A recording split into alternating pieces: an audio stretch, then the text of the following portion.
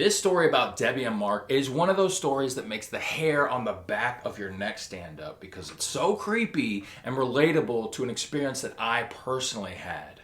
But it's not really going to make sense till we get to the end of the story and I can explain what exactly was going on. But wait, if you like dark stories like this, then make sure you hit the subscribe button right now because, come on, we're currently uploading 2 stories per week. And also check out our second YouTube channel, Be Right Shorts, because it currently has a lot more videos on this topic. Oh, and by the way, make sure you hit the like button now, because if you don't, I'm telling Mom. Mom!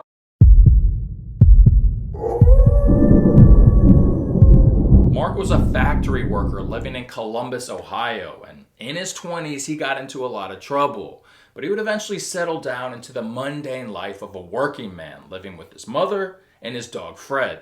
Life was pretty ordinary for Mark until it got drastically better when he met the love of his life, Debbie, at a local bar. And after only a couple of months of dating, they decided to get married and move in together. Debbie, however, did not want to live with Mark's mother, so they knew they were going to have to find a place of their own, just as long as they were together. They didn't have a lot of money, so they knew they were going to have to make do with whatever was in their budget. Back in those days, you found houses by looking through your local classified ads, and after looking through a bunch of houses, they finally found one that they liked. The house was owned by an old lady, and she still lived there, but had converted the basement into its own separate apartment. It wasn't much, but the basement was pretty big, the rent was absurdly low, and it was pretty close to Mark's factory for work, so it made it kind of ideal. The old lady upstairs had mentioned that she started renting it out about 10 years ago when her knees were too bad to move up and down the stairs. Plus, she wanted a little bit more help with the expenses of owning a house. The place was a bit dark and depressing because it was a basement and there was a number of issues in that basement. But Mark, being pretty handy, he decided to go ahead and take it upon himself to fix a couple of the things that needed to be fixed. And while he was doing that, Debbie started to paint the inside of that apartment to help liven things up a bit. And when they concluded, they started to move in the furniture, they moved in their dog Fred, and they gave Fred his own spot right by the door, so Fred was happy. Late one night, Mark came home from work. It was a long night. Debbie was already asleep, and as was the custom, she left his dinner wrapped in tinfoil on the table. He took a quick shower, then sat in front of the TV of the adjoining living room to enjoy his dinner. And after that, he had a couple of beers. And while he was finishing one of his beers, he heard a sharp noise come from one of the back rooms. Very odd.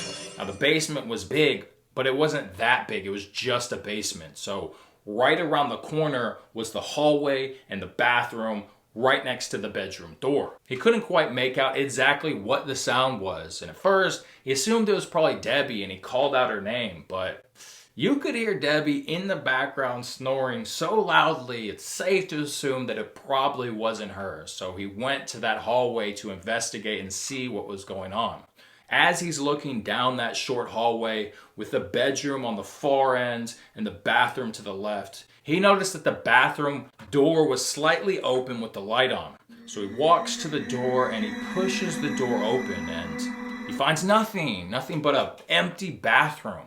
After standing there for another moment, he notices one of Debbie's makeup containers that is ever so slightly rolling across the linoleum floor before stopping. With Debbie snoring right around the corner, he knew that it probably wasn't her. Just as the hair on the back of his neck starts to stand up, he stops himself and he says, to be logical about this, Debbie probably put the makeup container on the countertop on the edge, and maybe the vibration of the house caused it to fall. So he shrugged and he's satisfied with that answer and he turns to go back to his show. Just then he hears Fred start to growl. He enters the room and he hears the unmistakable sound of the kitchen cabinet door slowly start to creak open.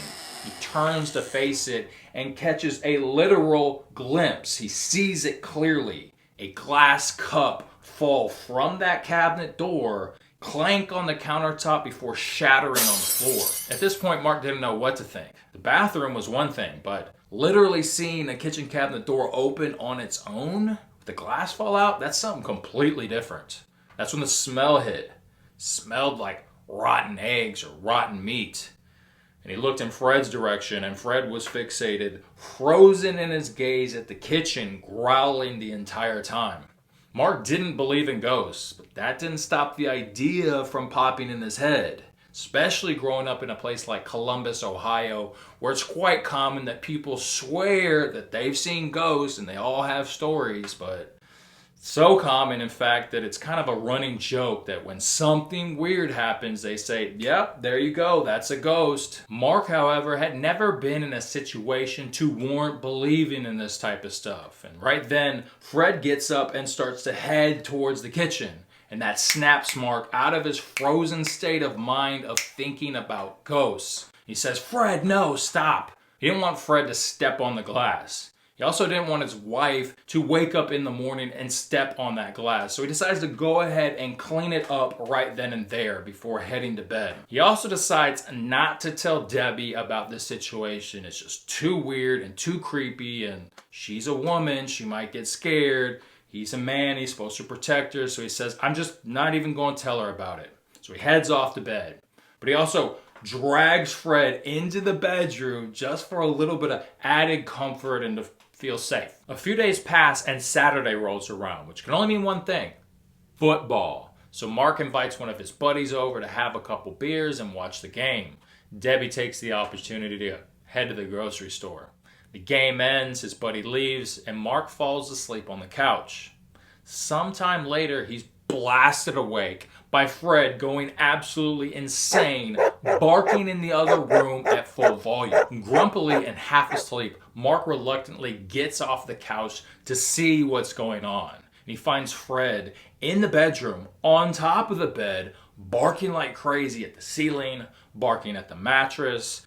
As he enters the room, he catches another whiff of that foul, putrid smell coming from somewhere in there. Now, Fred usually never acts like this. He doesn't go this crazy. So he grabs Fred by the collar, drags him off the bed, into the hallway, and tries to shoo him into another room. Of course, Fred's whimpering and crying, not wanting to go until he suddenly changes his mind and he sprints off into the other room. Mark, now all alone in that hallway, suddenly hears a very scary, very creepy, deep growling sound coming from directly behind him. So he spins around and he's facing the dark open bedroom door looking in, and in a shaky voice he says, "Who's there?"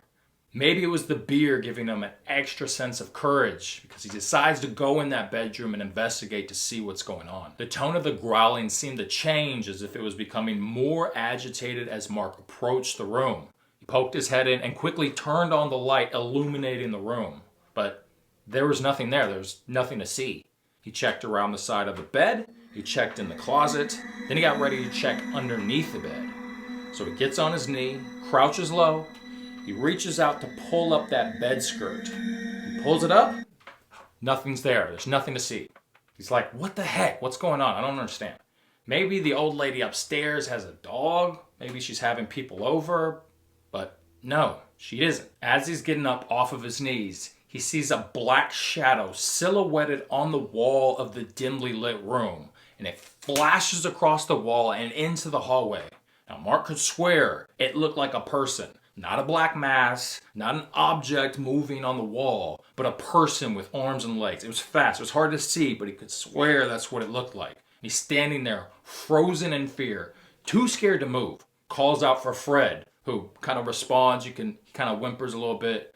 Calls out again, Fred, come here, come on, come here. And Fred comes jogging into the room like, he doesn't even know what's going on. Now that he wasn't alone, he feels a little bit better. He cautiously walks out of the hallway, scopes the scene, and heads straight out the front door with Fred and slams the door shut. Because he's like, screw this, I do not want to be in this house. He's scared, he's freaked out. Decides he's going to stay outside until his wife gets home and going to tell her about what's been going on.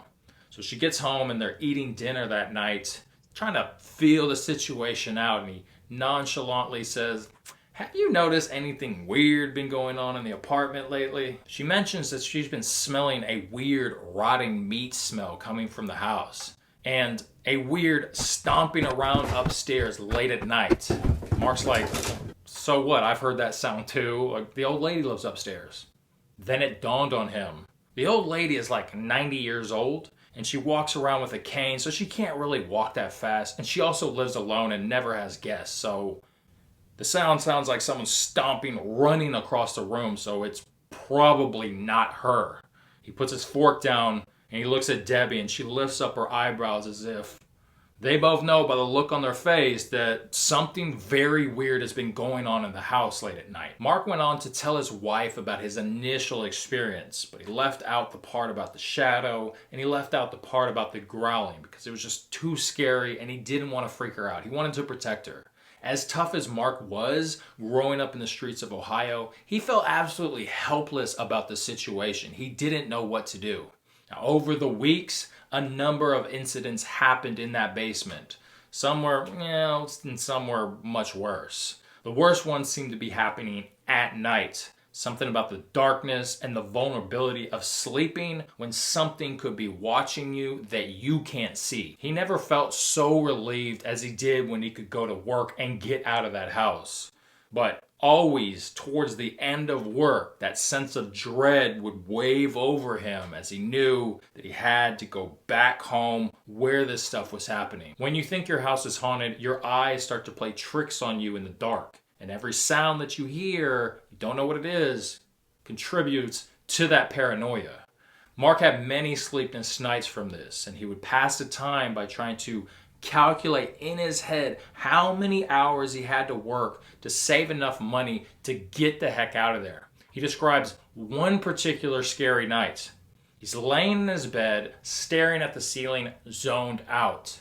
The house is completely dark, but you could see a little bit. The room seemed to suddenly grow very cold out of nowhere. Then he hears a jingle coming from the hallway. Freaked out, he turns. It's just Fred, and Fred comes trotting in the room and lies at the foot of the bed. So just as he's about to close his eyes and fall asleep, he hears that growling sound coming from Fred. But it didn't sound like Fred. It sounded like the tone of a much bigger dog. It was much deeper. But then again, it really didn't sound quite like a dog. It sounded like someone or something was trying to imitate the growling of a dog. The sound seemed to be coming from directly underneath his bed. That sent him through the roof, and he let out a shriek of terror, shook his wife awake, reached over, turned the bedside light on, popped out of bed, grabbed the Louisville Slugger to check under the bed, crouched down, reached out for that bed skirt, pulled it up. There was nothing there. There's no one under the bed. There was nothing in the room. There's nothing to be seen. Whatever it was did not want them in that house, and was not friendly. Mark and Debbie would move out about 2 days later and move in with his mother. He didn't care. Anything to get out of that house. This situation was insane. It was the worst experience of Mark's entire life. Mark would drive by that house from time to time, and he would assume that the old lady had probably passed away because they eventually tore the house down and it sat as an empty lot for years. Now, Mark has two theories about what he thinks was going on in that house. Theory number one.